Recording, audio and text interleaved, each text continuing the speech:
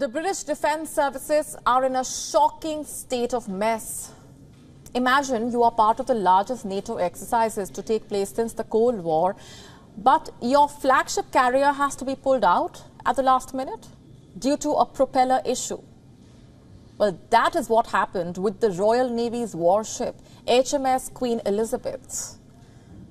The misfortune cost the ship dearly, by the way. It was cancelled from participating in the NATO war games. The Royal Navy's largest ship has been sidelined from the mission. The warship was pulled out after routine pre-sailing checks spotted a problem with the starboard propeller.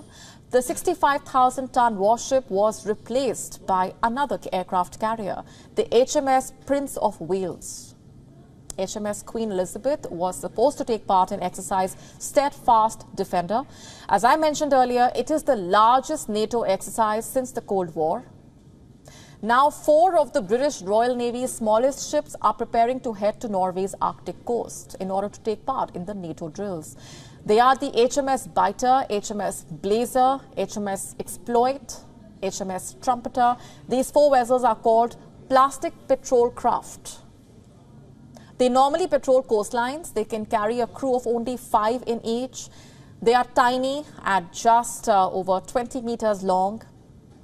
During the deployment, these 4 vessels will have to face temperatures averaging -6 degrees Celsius. It can drop to around -30 degrees Celsius in the high north when they sail above the 70th parallel. An embarrassing turn of events for the Royal Navy, to say the least. Despite its standing as the UK Navy's flagship, HMS Queen Elizabeth has suffered multiple mishaps. In the year 2019, a mechanical issue left the warship without propulsion for days, and then it was flooded. Yes, the warship had to anchor off the Britannia Royal Navy College for 24 hours to undergo repairs. And then in 2021, one of the vessel's F-35B fighters crashed in the Mediterranean. The aircraft carrier is touted as capable of carrying 60 aircraft. It is the largest ever built in the UK. HMS Queen Elizabeth was supposed to serve as the maritime centerpiece of the upcoming NATO drills. It was to lead a carrier strike group of 8 ships in the war games. In the year 2024, the Royal British Navy is merely a shadow of its former self. It has become a relic of the past.